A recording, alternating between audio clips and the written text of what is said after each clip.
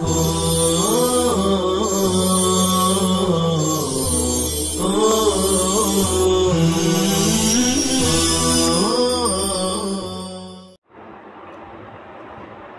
اللہ الرحمن الرحیم الحمد للہ رب العالمین والصلاة والسلام علی سید المرسلین وعلی آلہ واصحابہ الطیبین الطاہرین۔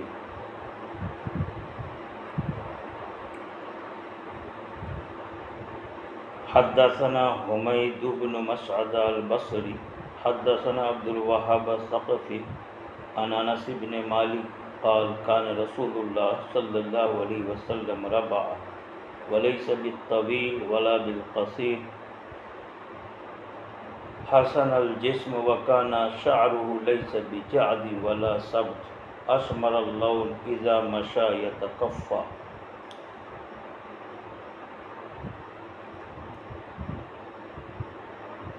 امام بخاری امام ترمذی کے استاذ حمید بن مسعد بصری ہیں۔ حمید جانتے ہیں حامد کی تصغیر ہے۔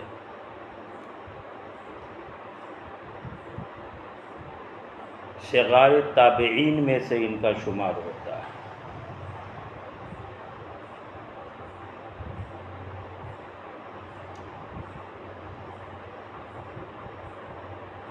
بہت سارے محدثین نے ان سے روایت لی ہے، البتہ امام بخاری نے ان سے روایت نہیں لی ہے۔ محدثین کے یہاں یہ حمید الطویل سے جانے جاتے ہیں۔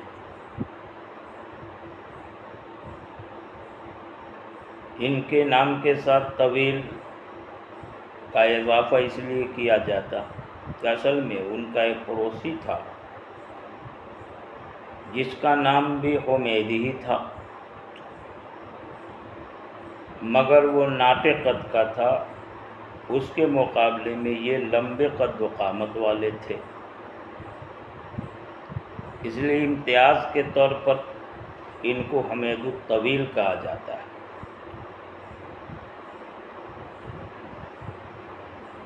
طویل کی ایک توجہ یہ بھی کی جاتی تھی کہ قد و قامت میں یہ تو لمبے نہیں تھے، ناٹے ہی تھے، البتہ ان کا ہاتھ لمبا تھا،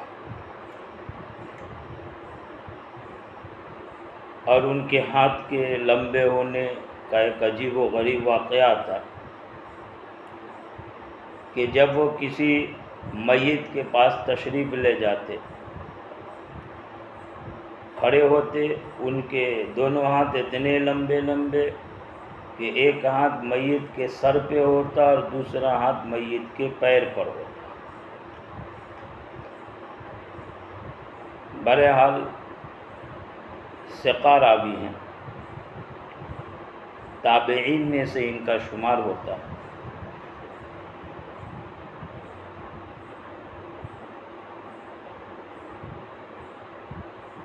ان کی سعادت اور نیک بختی کہ 142 یا 143 ہجری میں نماز پڑھتے ہوئے وفات پائے۔ بہرحال یہ امام ترمذی کے استاذ ہیں۔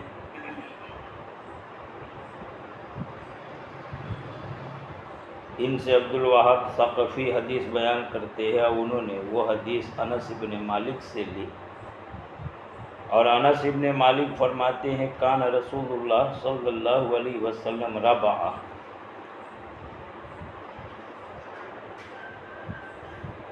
ربع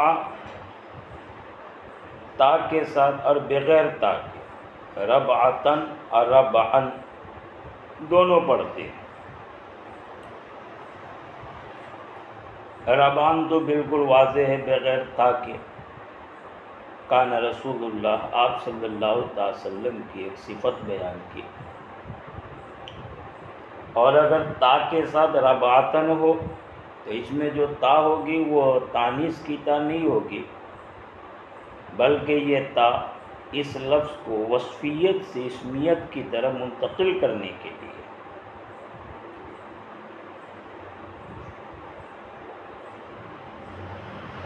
ربعن ہو یا ربعتن ہو، میانہ قد و قامت والے کو بولتے ہیں، یعنی جو نہ بہت لمبا ہو نہ ہی ناٹا ہو بلکہ معتدل ہو قد و قامت میں۔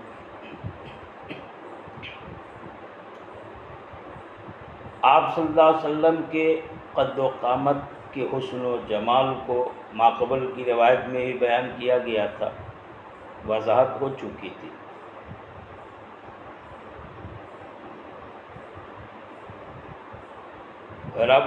ربعتن کے بعد حسن الجسم کا لفظ ہے،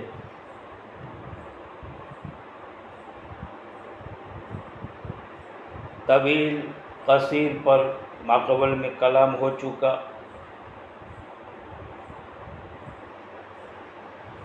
کہ آپ لمبے نہیں تھے، ناٹے نہیں تھے۔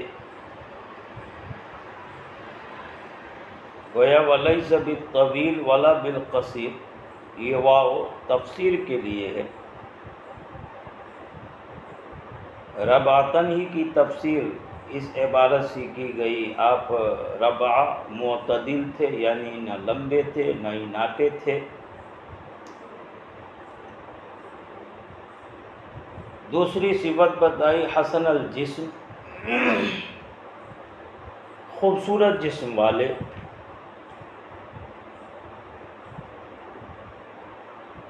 یہ تعمیم بعد تخصیص کے طور پر ہے۔ پہلے خاص کر جسم کے قد و قامت کے حسن کو بیان کیا۔ آپ معتدل قد و قامت والے تھے، یعنی لمبے نہیں تھے، ناٹے نہیں تھے، درمیان تھے۔ اب بالعموم جسم کے حسن اور خوبصورتی کو بیان فرما رہے، حسن الجسم، خوبصورت جسم والے۔ تو پہلے خصوصی طور پر قد و قامت کے حسن کو بیان کیا، اب عمومی طور پر پورے سراپے، پورے جسمانی ساخت کے حسن کو بیان فرماتے، اس لیے یہ تعمیم بعد تخصیص کے قبیل سے۔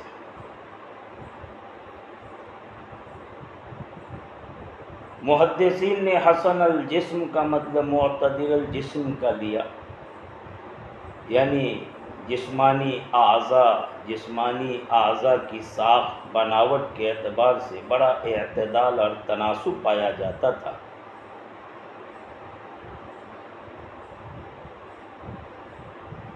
لہذا اعضاء جیسے حسین خوبصورت ہونے چاہیے، نہ طول نہ قصر، اعتدال ہو، تناسب ہو۔ آپ صلی اللہ علیہ وسلم کے اعضاء ویسے ہی تھے۔ آپ کا جسم مبارک نہ موٹا نہ لاغر، پتلا دبلا، جیسے آج کی زبان میں بولتے ہیں۔ کسی حسین خوبصورت جسم کو ادبی اعتبار سے تعبیر کرتے ہیں تو کہتے سڈول جسم والا ہے۔ گویا آپ صلی اللہ علیہ وسلم کا جسم بڑا سڈول تھا، اتنا خوبصورت، بناوٹ اتنی عمدہ کہ نگاہوں کو کھینچے، دل کو بھائے۔ ماقبل کی روایت سے آپ صلی اللہ علیہ وسلم کے قد و قامت، رنگ و روپ کو بیان کیا گیا تھا۔ اب یہاں حسن الجسم سے پورے جسم، پورے سراپا، پورے پیکر کے حسن کو بیان کر دیا،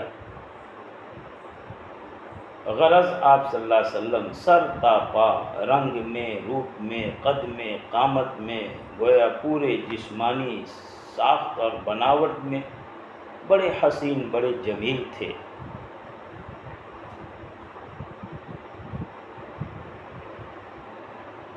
آگے کہا گیا کہ آپ صلی اللہ تعالی علیہ وسلم کے بال مبارک نہ خمدار، پیچیدہ، گھمریالے اور نہ ہی بالکل سیدھے، ماقبل میں کلام ہو چکا۔ اسمر اللون،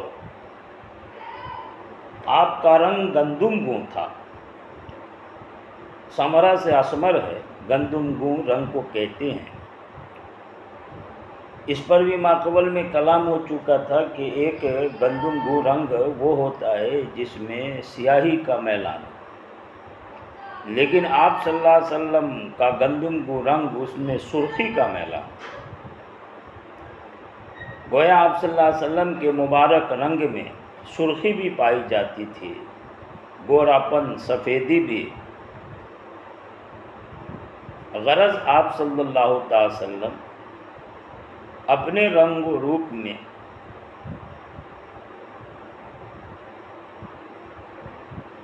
قدرت کا ایک حسین شاہکار، آپ کی رنگت، صباحت اور ملاحت دونوں کا حسین امتزاج،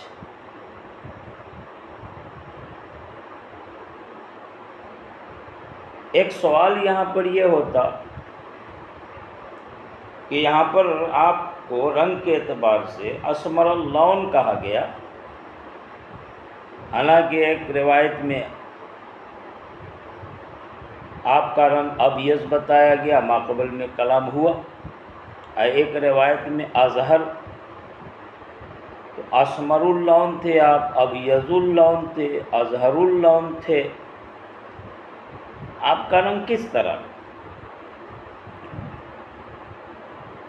اسمر اور ازہر میں تو کوئی تعارض نہیں ہوتا، اس وجہ سے کہ اسمر سمرا سے، اور اس پر کلام ہوا ہے کہ اس کے معنی آتے ہیں ایسی سرخی جس میں سفیدی ملی ہوئی ہو، اور ازہر اللون کا مطلب ہوگا آپ کا رنگ پھول کی طرح کھلتا ہوا تھا، اور ظاہر ہے کہ پھول میں سفیدی، سرخی کا امتزاج ہوتا ہے، لہذا اسمر اور ازہر دونوں کا مطلب تقریباً ایک ہی، کوئی تعارض نہیں ہے۔ البتہ ابیض والی جو روایت تھی، جیسا کہ ماقبل میں بتایا گیا کہ آپ رنگ میں ابیض، گورے، سفید تھے، اور یہاں کہا گیا اسمر، گندم گوں تھے۔ ملا علی قاری رحمۃ اللہ علیہ نے دونوں کے تعارض کو دور کرتے ہوئے فرمایا ہے کہ اصل میں آپ صلی اللہ علیہ وسلم کے وہ اعضاء مبارک جن پر سورج کی کرن، سورج کی روشنی پڑتی تھی، یعنی جو اعضاء کھلے ہوتے تھے، کپڑے سے چھپے نہیں ہوتے، دھوپ اس پر لگا کرتی تھی، تو وہ اعضاء اسمر تھے، گندم گوں رنگ کے، اور جسم مبارک کے وہ اعضاء جو کپڑے سے چھپے ہوتے، جن پر سورج کی دھوپ روشنی نہیں پڑتی، وہ اعضاء ابیض تھے، بالکل سفید اور گورے رنگ کے۔ عامتاً آپ دیکھتے ہیں کہ بدن کا وہ حصہ جو کپڑوں سے ڈھکا ہوتا ہے وہ زیادہ گورا ہوتا ہے، اور وہ حصہ بدن کا جو کھلا ہوتا ہے، جس پر سورج کی روشنی پڑا کرتی ہے، وہ حصہ چھپے حصے کے مقابلے میں کم گورا ہوتا ہے، ذرا سانولا سا ہوتا ہے، گندم گوں رنگ کا ہوتا ہے۔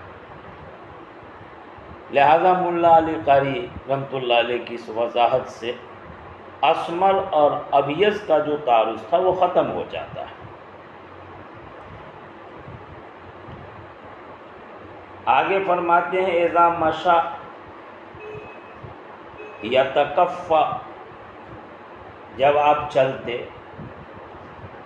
یتکفا تو آپ کی چال میں تکفو کی حالت ہوتی تھی۔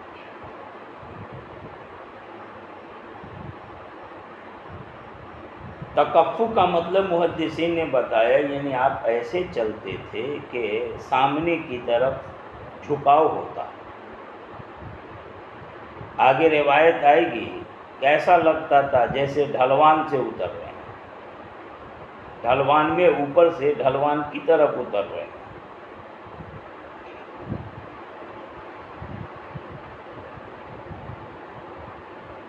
دوسری روایتوں میں یتکفا کے بجائے یتوقع، تفقع سے یا توقع سے،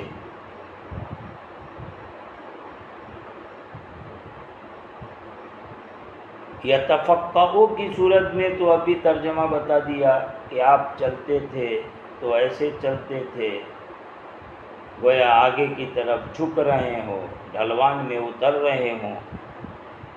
لیکن یتوقع واو کے ساتھ توقع سے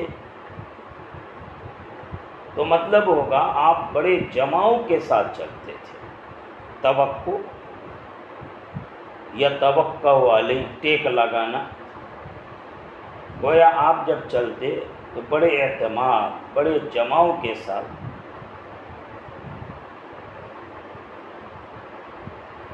جیسے لاٹھی پر، ڈنڈا پر آدمی اپنا جماؤ قائم رکھتا، اس کا سہارا لیتا ہے، اسی طرح آپ صلی اللہ تعالی وسلم اپنے قدم مبارک پر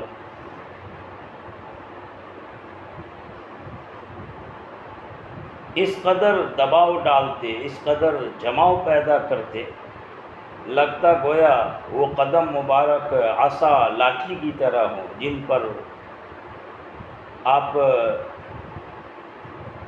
ٹیک لگا رہے ہوں، ان کا سہارا لے رہے ہوں۔ بہرحال اس طرح کی چال آپ صلی اللہ علیہ وسلم کی کیوں ہوا کرتی تھی، وہ آگے اس کی حکمتیں آئیں گی۔ یہاں پر جو یتکفع کا لفظ ہے، شارحین نے اس کے 3 معنی بیان فرمائے۔ ایک تو تیزی کے ساتھ چلنا، دوسرے معنی آگے کی طرف جھک کر چلنا، تیسرے معنی قدم اٹھا کر چلنا۔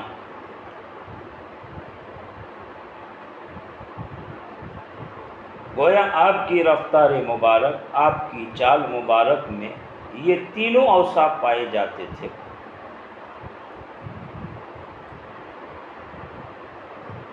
اور ان تینوں اوصاف سے آپ کی باطنی خوبیوں، باطنی صفات، باطنی کمالات پر دلالت ہوتی تھی۔ لہذا اس سے آپ صلی اللہ تعالی علیہ وسلم کی عبدیت، تواضع اور انکسار کے مزاج کا پتہ چلتا۔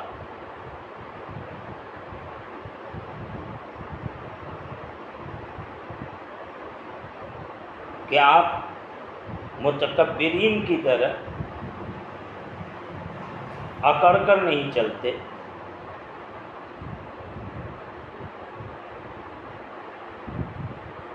بلکہ آپ صلی اللہ تعالی وسلم کی چال بہت ہی باوقار ہوتی، جھکاؤ کے ساتھ،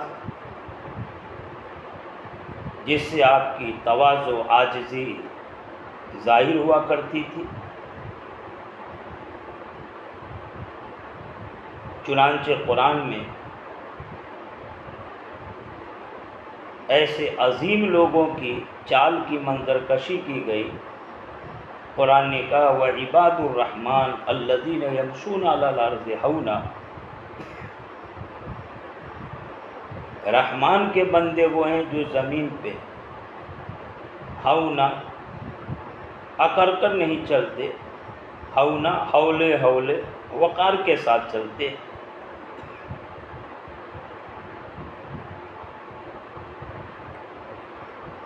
جیسا کہ آپ نے ترجمہ تفسیر میں پڑھا ہوگا کہ ہون کا مطلب یہ ہے کہ سکون اور وقار کے ساتھ چلا جائے، جس میں تکبر نہ ہو۔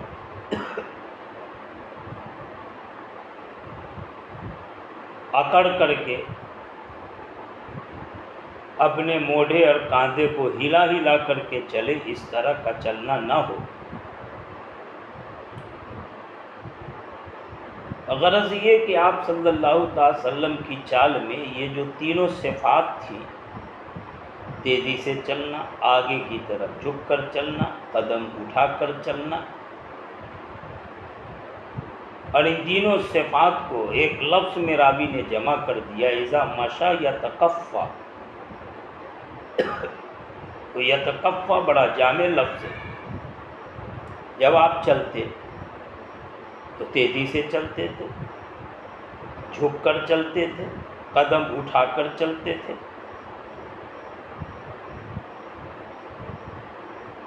تیزی سے چلنے کا مطلب یہ ہے کہ آپ صلی اللہ علیہ وسلم کی جو چال ہوتی تھی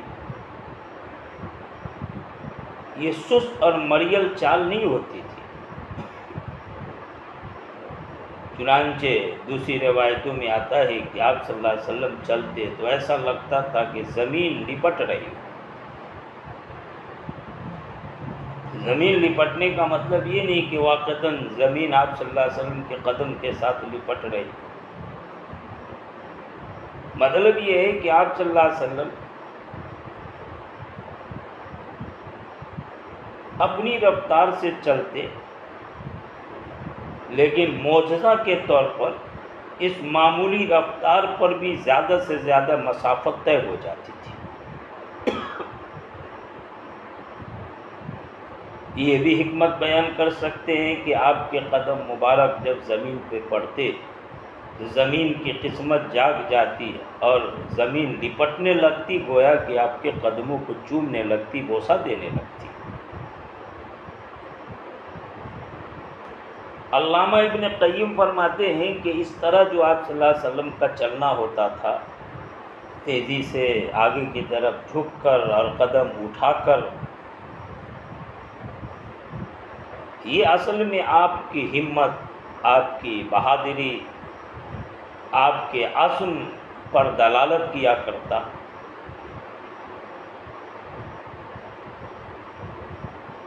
گویا کہ مرد کی چال چلتے تھے،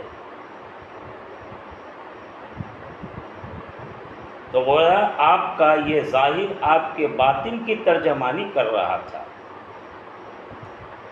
آپ کی یہ رفتار آپ کے کردار پر دلالت کیا کرتی تھی۔